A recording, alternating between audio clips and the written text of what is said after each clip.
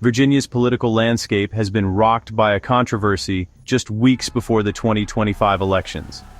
Private text messages from Jay Jones, Democratic candidate for Attorney General, have surfaced, containing deeply disturbing language aimed at a political opponent.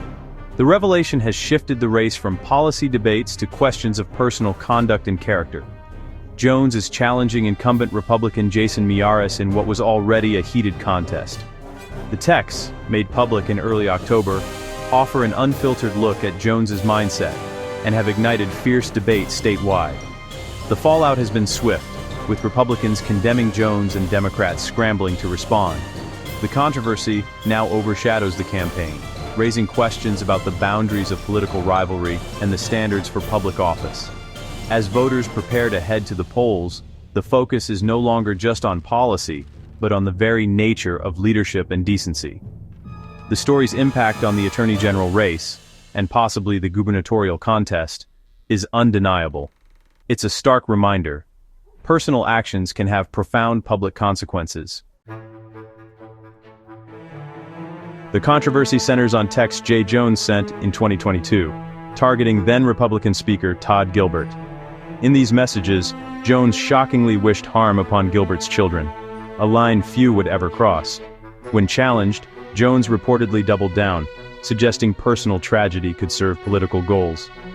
The comments weren't about policy or ideology, they were a direct, personal attack.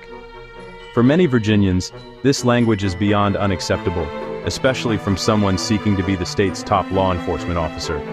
The texts have caused deep pain for the Gilbert family and raised serious concerns about Jones's character. The role of Attorney General demands sound judgment and integrity.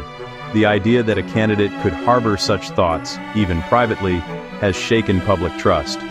The wound goes deeper than politics, touching on basic decency and respect. Voters are left to decide if this was a lapse in judgment or a disqualifying revelation. Virginia's Republican leaders responded swiftly and forcefully. Attorney General Jason Miyares called Jones's conduct disqualifying, framing the election as a test of basic morality.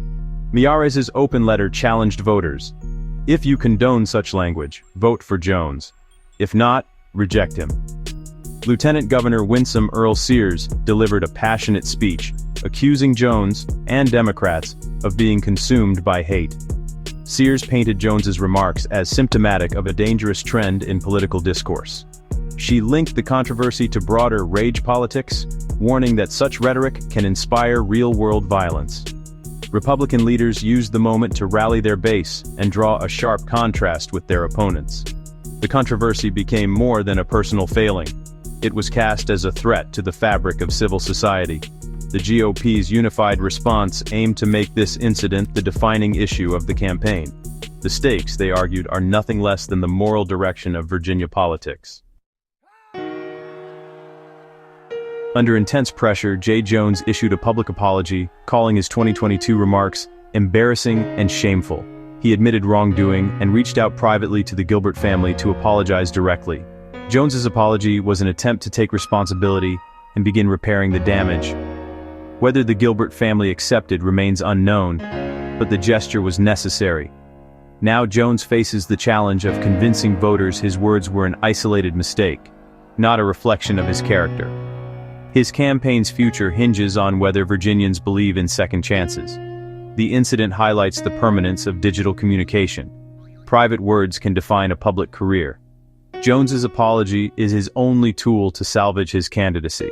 The coming weeks will reveal if remorse is enough to regain public trust. The path forward is steep and uncertain. This controversy is a powerful lesson in the weight of words in politics. Leaders' language, public or private, shapes public trust and defines their character. Violent rhetoric erodes civil discourse and can have dangerous real-world consequences. When politicians dehumanize opponents, it lowers the bar for acceptable behavior and damages democracy. The incident has shaken public trust, fueling cynicism and disengagement. Voters expect leaders to embody integrity and empathy, especially under pressure. Rebuilding trust after such a breach is a long, difficult process. This event forces everyone to reflect on the standards we demand from those in power. Respectful speech isn't weakness. It's about recognizing our shared humanity, even in fierce debate. The J. Jones controversy is a stark reminder: words can be weapons, and leaders must wield them with care.